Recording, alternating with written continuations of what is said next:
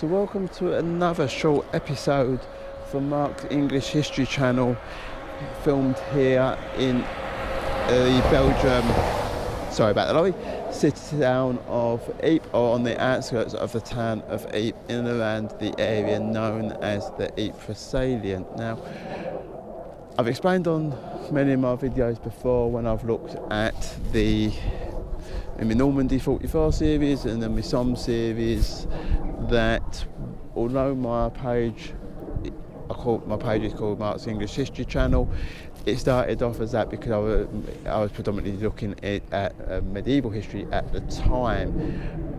When I come and look at First World War, I incorporate Britain as a whole and its empire territories as well into that. So we're now in a position just outside the village of Pilckhem, which is the village overlooking there, and we're up at the Welsh National Memorial site. So as we look across here, we come in, you've got the Dragon Memorial. So if you're familiar of the Battle of the Somme, you will know there's a similar memorial like that, a similar nature's memorial. The first one that was placed, Dragon Memorial, at Ypres Wood, where the Welsh Division fought. And there's another Welsh memorial here on the Pilckhem Ridge. So village of Pilckhem is there. As we go around the monument, we'll show a bit more, and then we'll head just down the road a little ways because there's a site of action there, and that's one of the reasons why this memorial is put here specifically. So as we come around the corner here,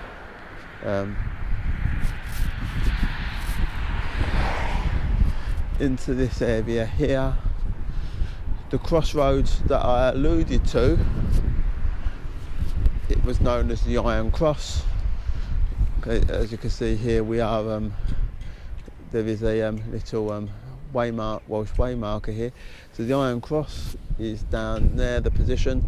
The Belgian village of Langermak is just a mile away. Ypres Wood, where the Welsh Division fights so fiercely at the Battle of the Somme, is 62 miles away across in that, the Quay flows in that direction. And the village of Passchendaele, the famous village of Passchendaele, is 5.3 miles across there. Whilst here though, as we look out across this land, you can see, hopefully through this hedgerow, the advantage of the position of the Pilckhem Ridge. So these ridge lines around the salient, Pilckhem Ridge, Bellewaerde Ridge, places like that, Passchendaele Ridge, are only a few metres in height, tens of metres at most. Hill 62, for example, one of the most famous hills on the salient, 62 metres. However, you can see the advantage on flat-lying ground like this, and I'll try and move to a better position in a moment, can give you. Okay, so as we walk down here, you've got a little bit more here about more memorial stones for each of the regiments of the 38th Welsh Division. This is the Welsh Division that fights here and previously at Ypres Wood. So you've got the Monmouthshire Regiment here. Hopefully, if you look through there, you can see what I mean about the landscape, how only a significant height change can give you an immense tactical advantage in terms of line to fire and line to sight. Welsh Regiment, the South Wales Borderers Regiment, Royal Welsh Fusiliers,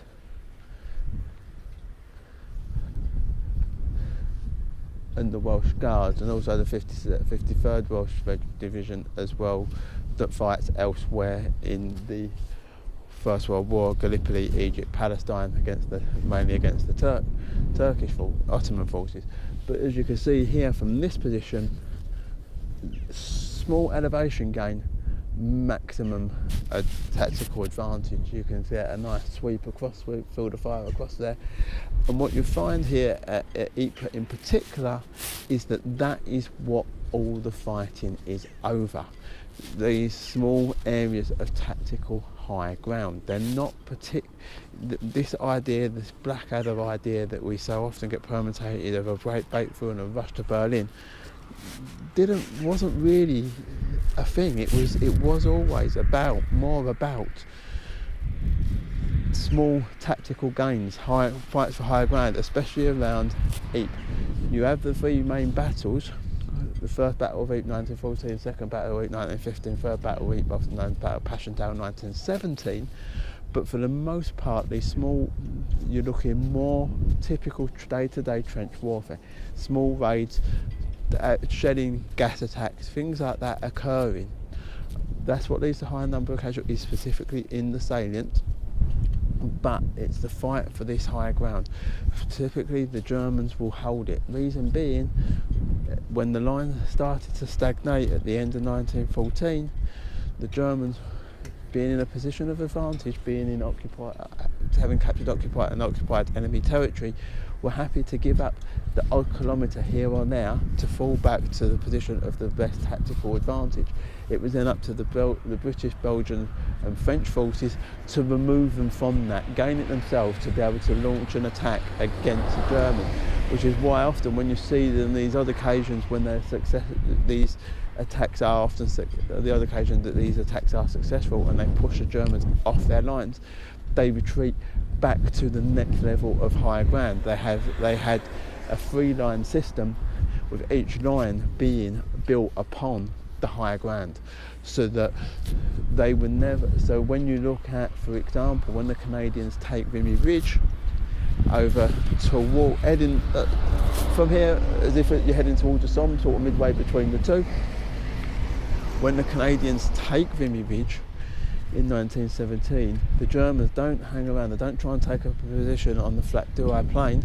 They move completely back out of there to find the next tactical advantage, and that is the key. That is what was happening a lot of the time in the First World War, which led to often multiple attacks, because there wasn't a position to break through. There was always another German line held behind, and each one inevitably being stronger than the last, because being a second or third line meant that the engineers had much more freedom to be able to make elaborate defences, rather than your front line, which is under heavy fire, becomes much harder. So that's normally the weakest, and the second and the third are getting progressively stronger, and then you push them out of that first front line, you're attacking the second, then the third, and they're built a second and a third behind that in the intervening period. So very, very tough conditions, especially in and around the salient. So I'm going to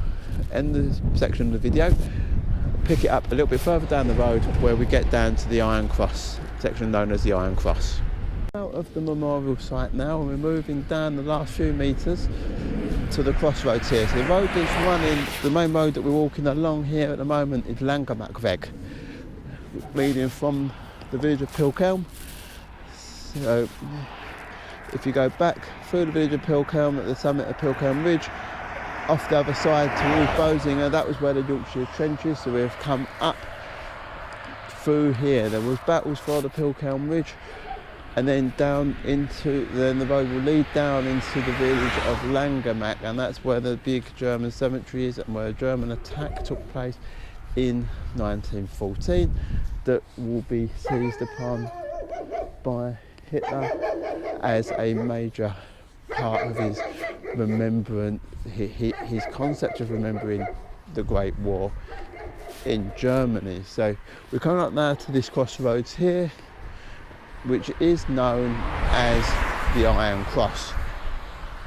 So the Iron Cross was a German position that was on the site here, and just to come across here, there's a bit more of the Welsh Memorial. So first of all, it was here near this crossroad named the Iron Cross in July 1917. It's a part of the Third Battle of Ypres that the Welsh poet Ellis Evans, or I'm not even going to attempt to pronounce his name in Welsh, was mortally wounded. It is also part of this battle for Pilckhem Ridge, 31st of July 1917, that Sergeant Robert Byers, of the Welsh Guards, Sergeant Ivor Rees for South Wales Borderers, and Corporal James Llewellyn Davis of the Welsh Fusiliers all won the VC. Largest number of Welshmen ever to win a VC in a single battle. Zulu lied to you. It was here that the most Welshmen won the VC, not at Rorke's Drift.